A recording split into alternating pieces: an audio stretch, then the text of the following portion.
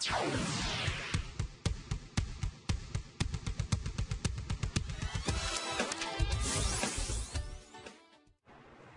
estamos de volta com o seu programa Estilo de Vida. E num Dia Mundial da Conscientização do Autismo, vamos falar tudo sobre esse transtorno, causas, sintomas, diagnóstico e tratamento. Para falar um pouco mais a respeito desse tema, nós convidamos a neuropediatra Lívia Vianês. Lívia, seja bem-vinda. Bom dia, Bom dia, Nádia. Tudo bom? Tudo bom. É um dia com muitos eventos, porém a gente conseguiu abrir um espaço para falar realmente sobre esse assunto que é importante. Não é mais comum do que a gente pensa. Muito mais comum. Se a gente for levar em consideração assim, a frequência, a incidência, a gente tem em média assim, 2 milhões no Brasil. Geralmente a incidência fica em torno de 2 milhões de crianças, né? E a maioria é não diagnosticada. E se a gente for somar até, é maior do que a incidência de AIDS, câncer e diabetes juntos. Então a gente vê o quanto que é incidente e frequente na população. Bom, muitos mitos e verdades envolvem realmente esse tema, por isso a gente vai começar falando o que é o autismo, doutora. Na verdade, hoje em dia a gente até mudou um pouco essa questão do tema, do que é o conceito de autismo, né? Porque se a gente sempre leva em consideração a Associação Psiquiátrica Americana, e ela tem um manual de doenças mentais. Então, o que a gente utilizava antigamente era o que a gente chamava de DSM-4. Ele tinha algumas características para a gente fazer o diagnóstico de autismo. Ano passado foi lançado já o DSM-5, que é o diagnóstico de doenças mentais mais atualizado. Então, hoje em dia, a gente acaba utilizando mais o nome transtorno do espectro autista. Porque a gente vê, ao longo das experiências e dos estudos, a gente vê que, na verdade, é uma gama muito grande, uma abrangência muito grande de sinais e sintomas, tá? Então, a gente não tem um quadro clássico, assim, só único. A gente tinha o diagnóstico de autismo clássico e a gente tinha, muitas vezes, síndrome de Asperger, ou Asperger, como alguns falam. Então, assim, hoje em dia a gente englobou tudo no transtorno do espectro autista, tá? E do que se caracteriza? Quais são os principais, assim, sinais e sintomas? A gente engloba isso, na verdade, são critérios diagnósticos, né? Na maioria das vezes são subjetivos. Uma coisa importante que não existe nenhum exame que a gente faça que diagnostique o autismo.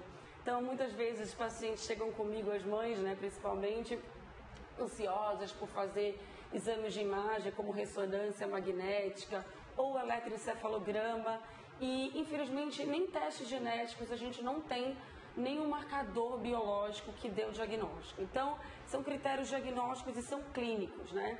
Então, a gente vai ter um prejuízo. Antigamente, a gente caracterizava em prejuízo em 3 áreas principais, que seria na interação social, né, recíproca entre a criança e outra pessoa, ou adulto, ou outra criança.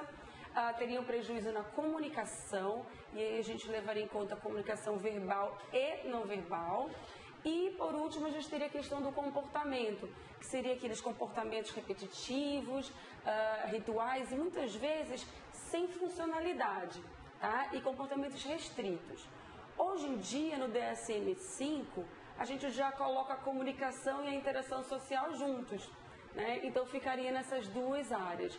E essas, geralmente, são aí que se encontra um conjunto de sinais e sintomas e que a gente pode, muitas vezes, chamar atenção. A mãe já chega comigo com uma queixa, achando, muitas vezes, o atraso de linguagem, geralmente, é a primeira queixa, e que leva em consideração muitos familiares já chegam, olha, não está falando na idade correta, então olha, é um pouquinho agitado, então já chega mais ou menos comigo com esses casos e com esses relatos, e aí a gente vai investigar. Eu vou pedir para a nossa produção colocar no ar a nossa tela interativa número 2, que vai falar um pouco mais a respeito dessas características que o autista apresenta. Inclusive, a gente já até falou dessa comunicação, dificuldade de se comunicar de forma verbal e não verbal, brincar de faz de conta. A criança que tem autismo, ela não consegue viver nesse mundo imaginário ou ao contrário, ela só consegue viver nesse mundo imaginário? Na verdade, por isso que a gente está falando hoje em dia muito do transtorno do espectro, porque tem uma abrangência muito grande da gravidade dos sinais e sintomas. Então, muitas vezes a gente tem desde casos muito leves e a gente tem casos mais graves. Então, assim, todos têm que preencher, todos têm que ter algum prejuízo nessas habilidades, mas podem ser prejuízos muito simples, muito leves, até mais severos. Então, quando a gente fala de brincar de faz de conta, é porque a gente está levando em consideração essa interação social. Porque, geralmente, a criança, antigamente a gente tinha muito assim, o diagnóstico é feito a partir dos 3 anos de idade. Mas a gente consegue ver esses sinais muito antes. Nos primeiros meses de vida, o que fica mais evidente é o nenenzinho que não fixa o olhar. Tem muito aquela história quando está amamentando, a mãe está amamentando, né? E a gente tenta manter esse contato visual que é importante. Então, às vezes, assim, a mãe chama atenção para a criança, para algum objeto, olha para algum lugar e a criança não acompanha. E tem muito essa questão do brincar de faz de conta, já é numa idade mais avançada, tá? Em torno de mais ou menos aí dos 4, 5 anos de idade, quando você vê a criança brincando mais ou menos com bonecos e ela não consegue imaginar, por exemplo, a interação entre um boneco e outro. Ela coloca aquele boneco como se fosse um objeto inanimado. Ela não tem o sentido, entendeu? Então, assim, e essa questão da comunicação verbal e não verbal é importante por quê? Porque antes dos 2 anos de idade, principalmente antes do 1º ano de idade, a criança não tem realmente uma comunicação verbal. A linguagem geralmente começa a se iniciar em torno, assim, que a gente vê formação de palavras, em torno de 1 ano de idade. Mas é importante a gente ver que a criança tem outras formas de se comunicar. Por exemplo, apontar para o que ela quer. Então, a criança, uma pergunta que a gente sempre faz no consultório. Ah, ele não fala, doutora, mas ele tenta se comunicar com você? Ele aponta para o que ele quer? Ele te leva, ele te mostra, por exemplo, se ele olha um objeto, ele tem a tendência a levar para você ver junto com você. Então, você tem formas de se comunicar, tá? Muitas vezes, por exemplo, a criança que tem surdo-mudez, ela não fala, mas ela se comunica. Ela tem como se comunicar, a gente vê que ela tem essa vontade de se comunicar. A criança que tem características do espectro autista, ela não tem essa vontade de se comunicar, por isso que tem aquele comportamento isolado. Tá? Então, essa questão de brincar de faz de conta, geralmente ela fica no mundinho dela e ela realmente não vê como que a interação. Então, a criança menor, ela geralmente não brinca de imitar, ela não vê a sua feição facial, por exemplo, ela não consegue ver quando você está triste, quando você está feliz. A sua expressão facial para ela não interfere. Às vezes você chega muito feliz ou com muita... Você quer chamar a atenção, você demonstra, né, a sua insatisfação e ela ri para você, que ela não entende. Entendeu? Agora, com o passar dos anos, se não for diagnosticado logo no início, esses sintomas, essas características podem se agravar? Podem. E é aí que a gente chama a atenção até hoje, principalmente no Dia da Conscientização Mundial. Se você tiver qualquer dúvida, eu acho que um papel importante que a gente tem e que hoje em dia está muito em falta, eu acho que é o do pediatra. Porque antigamente toda mãe levava o pediatra, pelo menos no 1º ano de vida, mensalmente às consultas. Então o pediatra que via esses marcos do desenvolvimento, né? Hoje em dia a gente não vê isso, a gente vê muito mais as mães levando em pronto-socorro, na emergência, a gente não vê esse acompanhamento. Então, assim, quando a criança, o pediatra nota que tem alguma coisa de diferente, ele já teria que encaminhar, né? Porque quanto mais precoce esse encaminhamento, geralmente ou no 1º ano de vida, ou 18 meses de vida, que seria com 1 ano e meio. Então, quanto mais precoce, muitas vezes chegam para mim e a gente não consegue fechar logo o diagnóstico com 18 meses de vida. Porque tem muitas características que são muito próprias dessa idade, tá? E que podem se confundir. Às vezes a criança é um pouquinho mais agitada, a gente sempre tem que fazer uma investigação da audição, porque pode ser uma causa do atraso da linguagem e também desse comportamento mais agitado. Mas mesmo que a gente ainda não faça o diagnóstico, a gente já encaminha para as terapêuticas.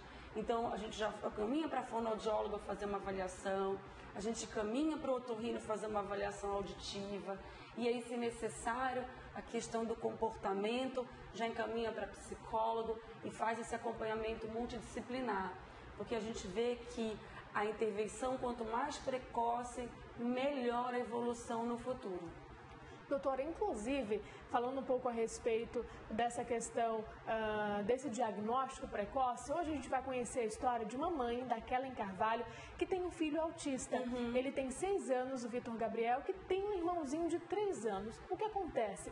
Ela, com medo que o filho mais novo desenvolvesse também o transtorno, levou o filho a São Paulo, a um neuropediatra, para fazer uma avaliação. Ele não fechou o diagnóstico. Por quê? Porque o comportamento do Guilherme, que é o filho mais novo, é o espelho do comportamento do filho mais velho, do Vitor Gabriel.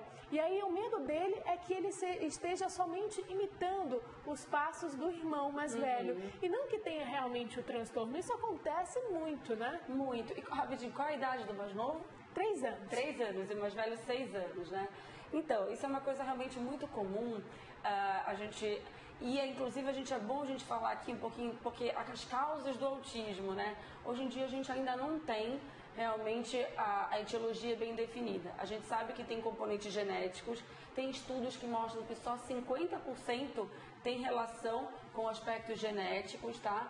E também tem causas ambientais, a gente sabe muitas vezes que tem alterações, por exemplo, durante a gestação, às vezes acontecem algumas alterações durante a gestação, até no período perinatal, e que isso no futuro pode acabar desenvolvendo ou sendo, né, desenvolvendo como consequência características do espectro autista. Então, assim, é muito difícil o diagnóstico, ele é bem difícil de se fazer, apesar da gente ter tanto já hoje em dia, ser tão divulgado todos os sinais e sintomas.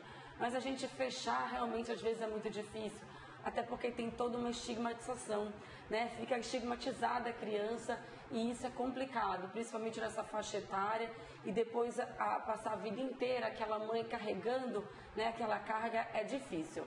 Mas a gente tem que, assim, ver, quando a criança é pequenininha e ela tem um irmão mais velho, a tendência geralmente é imitar mesmo. Mas a gente sabe que tem um aspecto genético. Então, essa mãe ela agiu corretamente, né? De procurar e ver se tinha realmente alguma relação. E o acompanhamento pediátrico é muito importante para a gente ver até que ponto esse comportamento vai se manter ou isso aí tende a melhorar ou até piorar. Tá? Então, é uma preocupação muito frequente nas mães. Eu tenho mães de pacientes que têm uma criança e que sempre se preocupam com a outra. A gente tem uma incidência de irmãos que têm uma maior chance, mas nem sempre é o caso. Essa incidência é maior, inclusive, no público masculino, né? Inclusive é por isso, né, que a gente utiliza a cor azul como a cor, né, simbólica do Dia da Conscientização Mundial do Autista. Hoje eu estou aqui especialmente de azul, isso também, né, por acaso. E essa é a cor porque a incidência é maior. Chega a ser 4 meninos para 1 menina a incidência. Mas a gente, hoje em dia, já encontra muito, como o diagnóstico está muito mais difundido, a gente também encontra muitas meninas. Doutora, a gente vai continuar falando dessas características agora na nossa tela interativa número 3, que vai falar sobre essa deficiência em todos os sentidos. Apareceu aqui na nossa tela interativa a respeito da visão, audição, tato, olfato ou paladar excessivamente sensíveis. Essa é uma característica muito presente no autista, né? É bem presente e a gente tem que ver que geralmente eles apresentam uma hipersensibilidade. Mas pode também ter uma hipossensibilidade, tá? Então é importante, assim, uma pergunta que a gente sempre faz nos pais, inclusive está em alguns critérios diagnósticos, nos manuais que a gente utiliza, principalmente ali na triagem, né? Tá essa questão da hipersensibilidade é mais comum a sonora, tá? Então a criança que geralmente barulhos específicos, às vezes o liquidificador, às vezes o secador. A mãe fala, eu estou secando meu cabelo e fica muito irritado, coloca a mão no ouvido, fogos de artifício. Então, em épocas de Natal, de Réveillon e jogos que tem muitos fogos, as crianças se mostram mais irritadas e geralmente colocam a mão no ouvido. É importante salientar que nem toda criança que apresenta essa hipersensibilidade, tá? Não é para todas as mães ficarem, meu Deus, meu filho colocou a mão no ouvido, meu filho é autista. Não, mas isso é uma característica comum. E eles têm também essa sensibilidade no tato. Às vezes eles têm dificuldade em texturas diferentes. Por exemplo, areia, eles não gostam de pisar na areia. ou terrenos arenosos, grama. Eles têm uma dificuldade realmente em aceitar, uma resistência maior. Mas isso com o tempo aí que está a interferência da terapia ocupacional, tá? Da psicopedagoga, de irem apresentando aos poucos essas novas texturas e eles vão se acostumando e melhorando. É porque para qualquer criança também, independente da idade, isso é comum, gente. É comum, gente. É questão mesmo de adaptação. Mudança assusta qualquer pessoa. Você vai levar uma criança na praia pela primeira vez, ela vai achar muito estranho, né? Pisar na areia ou algum terreno. Então é complicado. O nosso segundo tópico fala sobre a alteração emocional anormal quando há alguma mudança na rotina. Até mesmo para nós já é assustador, mas para a criança autista é realmente mais grave, né? Assim, muitas crianças, como eu falei, assim, como tem uma variedade muito grande de graus, algumas apresentam, outras não, mas a maioria realmente ela apresenta essa resistência. O que acontece? Geralmente ela gosta de ficar no mundo mais calmo, tá? No mundinho dela, sem muita alteração, com as pessoas que lhe são mais, que convivem mais com ela. Então, quando ela muda de lugar, por exemplo, você tem uma rotina, ela acorda no certo horário, até a alimentação, eles têm uma resistência à mudança na alimentação. Tem pacientes que as mães dizem assim, doutora, ele está numa fase que agora ele voltou só a comer papinha. Ele não está aceitando mais alimentos sólidos. O que eu faço? Então, é difícil, eles têm essa resistência. E muitas vezes uma coisa comum que eu pergunto é, por exemplo, se você leva uma festinha infantil, qual é o comportamento? Fica muito irritado? Tem dificuldade em lugares que tem muita gente, multidão, por exemplo, shoppings, aniversários com muita criança? Então, geralmente eles apresentam sim essa alteração de mudança de rotina. Até de ir no meu consultório, chega num lugar diferente, eles olham, eles exploram e choram muito. Outros não, outros já aceitam mais facilmente. É normal isso, realmente. É normal. Doutora, nós vamos falar no próximo bloco esse apego anormal pelos objetos. E ainda, o que dar de presente para uma criança autista? Como lidar com essas situações que nós acabamos de falar?